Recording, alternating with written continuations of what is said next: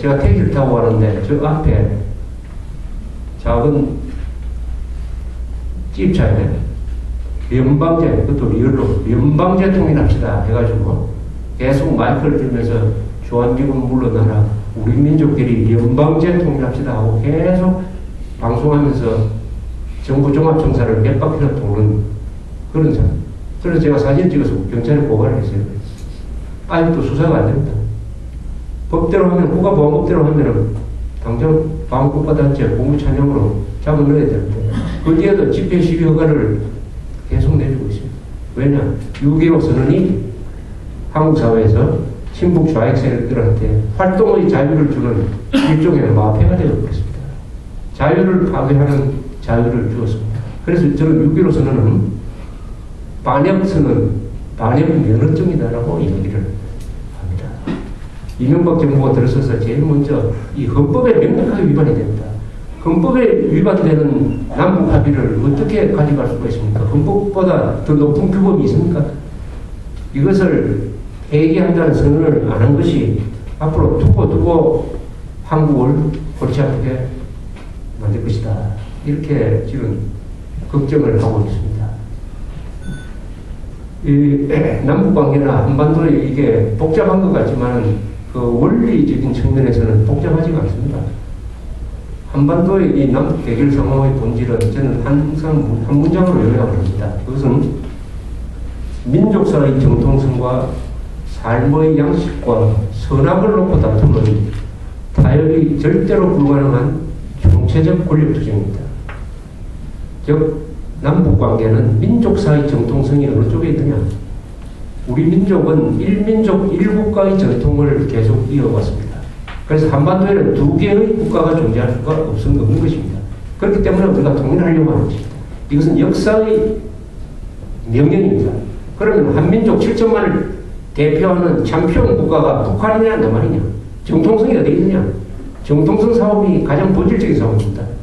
여기서는 이미 판별이 났어요. 정통성은 어디 있느냐? 구성원을 행복하게 만든 사람이 정통성이 있습니다. 그렇지 않습니까?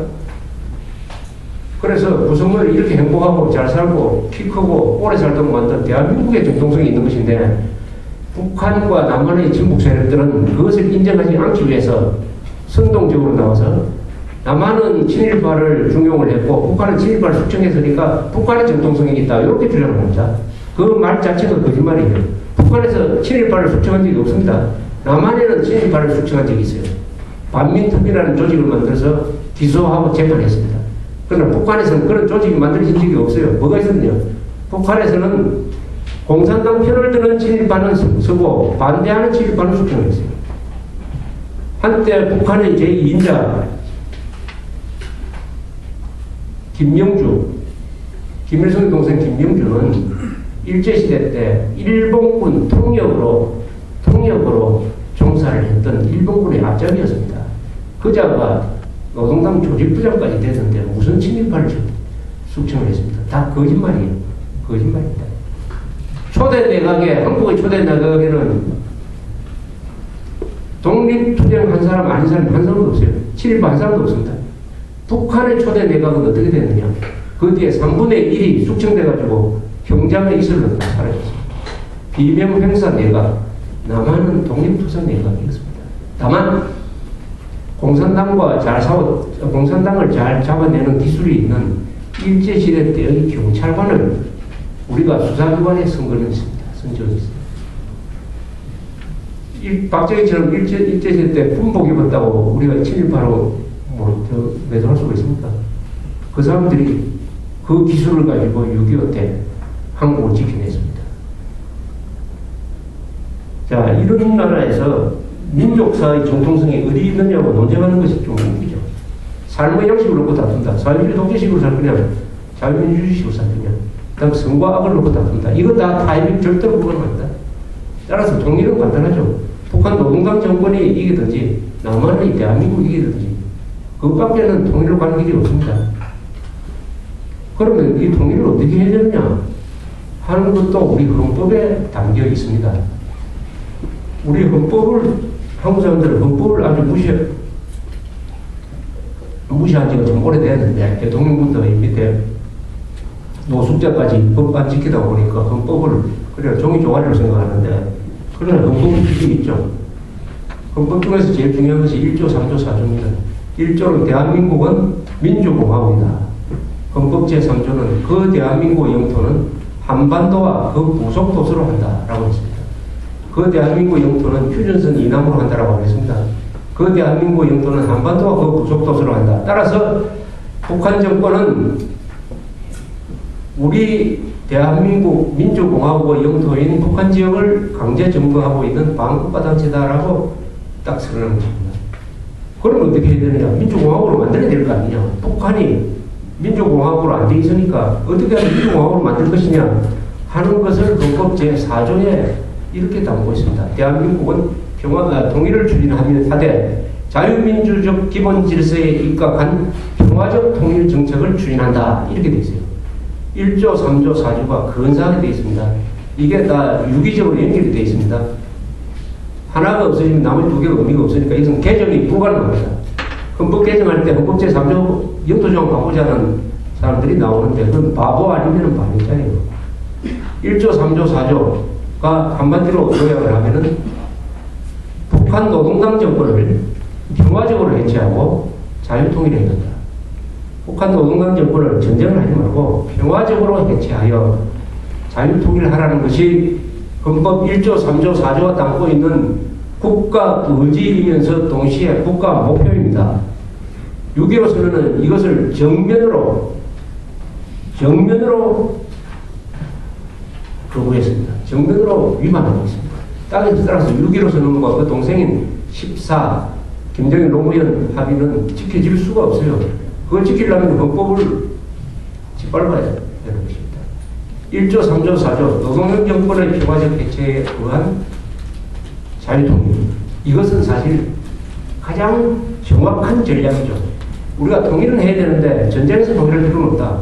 평화적으로 북한 노동당 정권을 해체하려면 어떻게 하면 되느냐? 여기에 시장의 힘이 있습니다. 시장의 힘. 북한 정권을 북한에서 지금 퍼지고 있는 시장의 힘이 북한 노동당 정권을 평화적으로 해체할 수가 있어요. 북한의 변화가 일어나지 않는다라고 자꾸 이야기를 하는데 정권만 보면 변화가 일어나지 않는 것 같습니다. 그러나 북한 체제는 지난 10한 5, 6년 사이에 본질적인 변화가 일어났습니다. 즉 대기근 사태가 오니까 어떻게 됐습니까? 배급이 중단돼 버렸죠. 그러니까 먹고 살기 위해서 시장을 만들었어요. 돈벌이의 열심입니다. 북한 사람은 남한 사람들보다 더 돈벌이의 열심이라고 그래요. 이 시장을 만들었는데 이 시장을 없애려고 아무리 해도 안 됩니다. 왜냐? 배급을 해줄 수가 없기 때문에. 그래서 지금 북한 사람들은 생필품의 80%를 아마 90%를 배급에 의존하는 것이 아니라 시장에 의존하고 있습니다. 이 시장이 커지면서 시장을 통해서 여러 가지 물건들이 유통되고 있습니다. 라디오도 유통되고 남한에서 이 표지 뜯어가지고 들어간 남한의 여성지도 북한에서 잘 팔립니다. 그리고 남한에서 만든 이 드라마를 비디오로 담아가지고 막 돌리지 않습니까? 그래서 북한에서 탈북한 사람 물어보면은 그 비디오 한 번 보면은 그동안에 우리가 배웠던 게 다 날아간다고 해요. 한국의 그 호화스러운 비디오를 한 번만 보면은 그동안 북한에서 배웠던 남한에 대한 선정 같은 게 다 날아가버리고 멍해진답니다. 멍해져요. 그래서 그 비디오 보는 사람 잡아가지고 지금 감옥에 보낸다고 연하는데 그게 안 될 리가 없죠. 시장이 있는데. 그래서 북한에서는 전쟁이 일어나고 있습니다. 눈에 보이지 않는 게 시장 대 김정일의 전쟁이 일어나고 있죠. 그런데 아마 세월이 갈수록 김정일이가 몰릴 겁니다. 그래서 북한의 시장이 결국은 김정일을 잘 삼키지 않겠느냐. 그렇게 한다면 북한에서 이 시장 기능이 활성화되도록 남한에서 어떻게 해야 되느냐. 제일 좋은 방법은 일체의 원조를 하지 않는 것입니다. 원조를 하면은 배급 능력이 커져요. 김정일 정권을 도와줍니다. 그럼 시장이 줄어듭니다. 그래서 시장을 키우려면은 북한에 대한 원조를 끌어버리는 게 좋은 것이다. 이렇게 저는 금강산 광